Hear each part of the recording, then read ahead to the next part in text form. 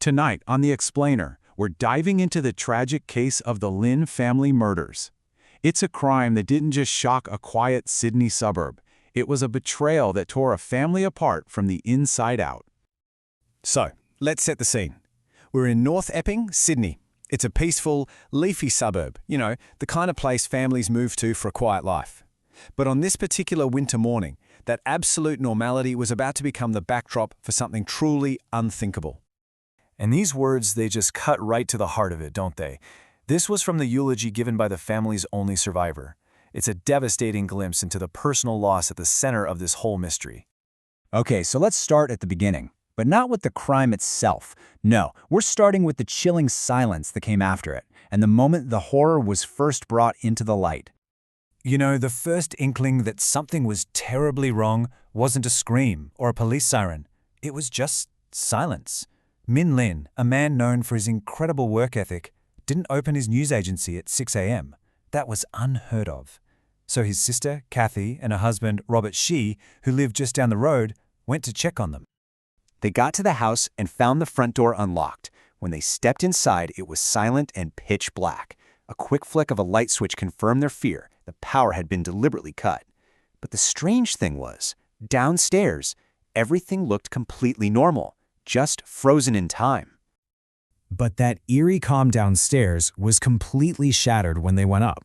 What Kathy and Robert Xie found in the bedrooms was so brutal, so horrific, it led to an immediate, frantic call to emergency services. To really grasp the sheer weight of this crime, you first have to understand who these people were, just who was lost that night. In their own beds, 5 members of a close-knit family were gone. Men and young Lin, the hard-working parents. Their 2 young boys, 12-year-old Henry and little 9-year-old Terry. And young Lee's sister, Irene, who was just visiting them. And this wasn't just any family. They were the absolute embodiment of the immigrant success story. They came from China, worked incredibly hard, built a thriving life, and then, one by one, brought the rest of their family over to share it with them. In fact, the very night before the murders, they were all together for their regular Friday family dinner. Just a perfect picture of happiness. So, the police arrive on scene. And right away, this case becomes a massive, disturbing puzzle. The clues they started finding, well, they didn't point outside the house, but to something much, much closer.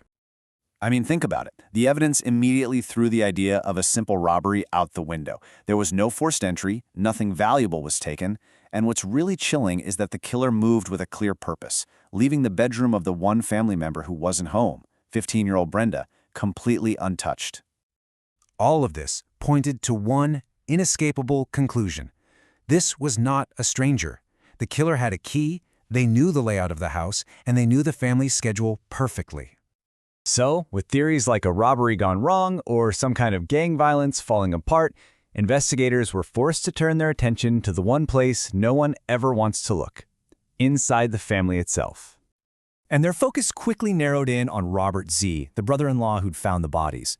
Police started to build a picture of stark contrast. On one hand, you had Min Lin, respected, successful, wealthy. On the other, Robert Xie, unemployed and financially dependent. Investigators started to believe this could be a powerful recipe for deep resentment. And it wasn't just the theory. Xie's own story and behavior started raising major red flags. But the most damning evidence? Well, it came from a secret police camera. Months after the murders, right after police let it slip that they'd found prints from a specific brand of shoe, this camera caught Xie methodically cutting up an Asics shoe box and flushing the pieces down the toilet.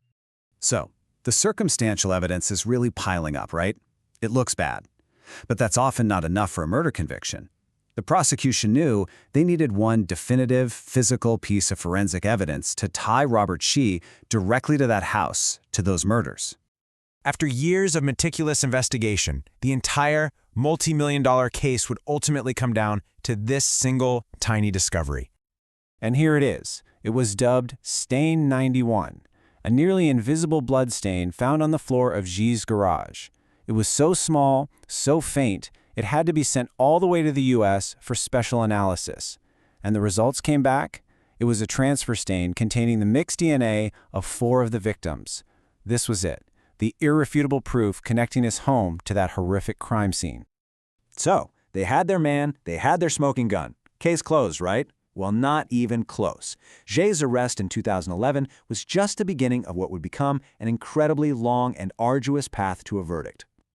I mean, just look at this. It was an absolute legal marathon. Over 4 years, the case went through 4 separate trials. The first was stopped because of new evidence. The second aborted because the judge got sick. The third, it ended in a hung jury. They just couldn't agree. It was this endless, grueling cycle. In all this time, Brenda Lin, the sole survivor, is growing from a teenager into a young woman.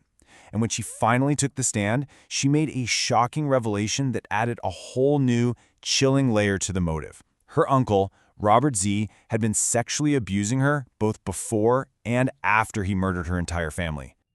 Finally, after all the years of legal battles, the heartbreak, and the uncertainty, the 4th trial delivered a judgment. In January of 2017, the court accepted a majority verdict of 11-1. Robert Xie was found guilty on all 5 counts of murder.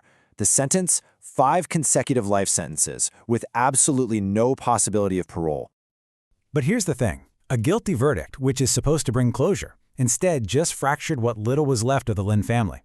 On one side, you have Brenda and her paternal grandparents, who felt justice had finally been served. But on the other, you have Robert Xie's wife, Min Lin's own sister, Kathy, who to this day maintains her husband is innocent. It's just a painful legacy of tragedy and division that leaves you with a really difficult question about what closure truly means.